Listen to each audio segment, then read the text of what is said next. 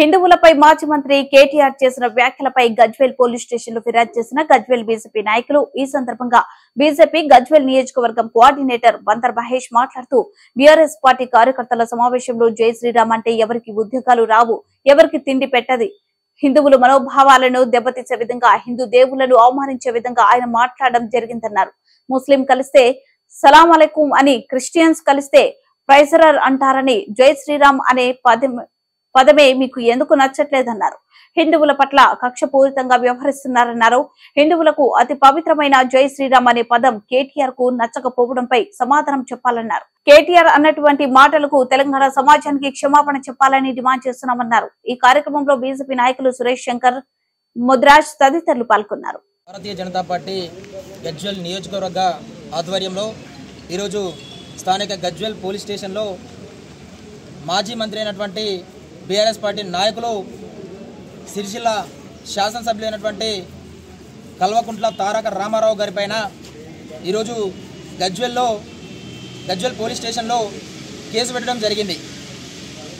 ఆయన మొన్నటి రోజున బీఆర్ఎస్ పార్టీ కార్యకర్తల సమావేశంలో మాట్లాడుతూ జై శ్రీరామ్ అని చెప్పేసి ఎవరు కూడా అనొద్దు, జై శ్రీరామ్ అంటే ఎవరికి ఉద్యోగాలు రావు, జై శ్రీరామ్ అంటే తిండి పెట్టది అని చెప్పేసి ఇలా మా హిందువుల మనోభావాలు దెబ్బతీసే విధంగా, హిందూ దేవులను అవమానించే పరంగా ఇలా ఆయన మాట్లాడడం జరిగింది.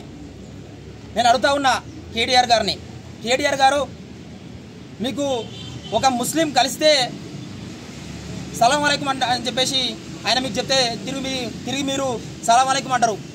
ఒక క్రిస్టియన్ కలిసి మీకు ప్రైజ్ లాడ్ అని చెప్పేసి అంటే తిరిగి ప్రైజ్ లాడ్ అంటారు. అదే ఒక హిందువు జై శ్రీరామ్ అంటే మీకు ఒళ్ళంతా ఎందుకు కంపరం వస్తుంది, మీకు ఎందుకు ఇలా జై శ్రీరామ్ అనే పదమే మీకు నచ్చట్లేదు, ఎందుకు మీరు ఇలా హిందువుల పట్ల ఇంత కక్షపూరితంగా వ్యవహరిస్తూ ఉన్నారని చెప్పేసి నేను అడుగుతా ఉన్నా. ఇలా ముఖ్యంగా తెలంగాణ రాష్ట్రంలో చూసుకుంటే బీఆర్ఎస్ పార్టీ ఇప్పుడు వచ్చినటువంటి కాంగ్రెస్ పార్టీ వీళ్ళ హయాంలో ఇలా ఎక్కడికక్కడ హిందువుల పైన, హిందూ దేవాలయాల పైన ఇలా హిందువులు నిజంగా తెలంగాణ రాష్ట్రంలో స్వచ్ఛందంగా హిందూ పండుగలు కూడా వాళ్ళు ధైర్యంగా నిర్వహించుకునేటువంటి పరిస్థితి తెలంగాణ రాష్ట్రంలో లేకుండా పోయింది. ఇలా మరి ఏమనుకుంటా ఉన్నారు ఇలా ఈ కాంగ్రెస్ ప్రభుత్వం కానీ, ఇక్కడ ఉన్నటువంటి ఈ బీఆర్ఎస్ పార్టీ నాయకులు కానీ ఇలా ఈ ప్రశాంతంగా ఉన్నటువంటి తెలంగాణ రాష్ట్రాన్ని మరొక బెంగాల్గా మారుద్దామని చెప్పి మీరు అనుకుంటా ఉన్నారా? ఇలా దేశంలో కానీ ఈ రాష్ట్రంలో కానీ హిందువులకు వాళ్ళ నినాదమైనటువంటి మనస్ఫూర్తిగా గుండె మీద చేసుకొని జై శ్రీరామ్ అని అంటేనే మీకు నచ్చట్లేదంటే ఎందుకో దీనికి సమాధానం చెప్పాలి. మీరు ఒక హిందువే కదా కేటీఆర్ గారు, మీరు ఒక హిందువుకు పుట్టిన వాళ్ళే కదా, మీరు హిందువులు అయి ఉండి ఇలా హిందువులు పవిత్రంగా భావించేటువంటి జై శ్రీరామ్ అనే పదం మీకు నచ్చట్లేదు అంటేనే దీనికి ఖచ్చితంగా తెలంగాణ సమాజం అంతా కూడా ఆలోచించాలని చెప్పి నేను కోరుకుంటా ఉన్నా.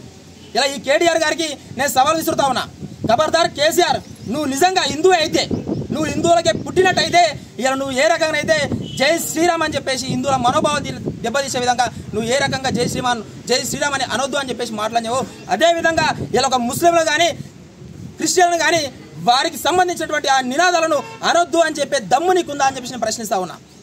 ఇలా కేటీఆర్ ఒళ్ళు దగ్గర పెట్టుకొని మాట్లాడాలి. ఇంకొకసారి మా హిందూ దేవులను కానీ మా హిందువులను కానీ కించపరిచే విధంగా మాట్లాడితే నీ నాలుక చీరేస్తాం బిడ్డ అని చెప్పేసి మేము హెచ్చరిస్తా ఉన్నాం.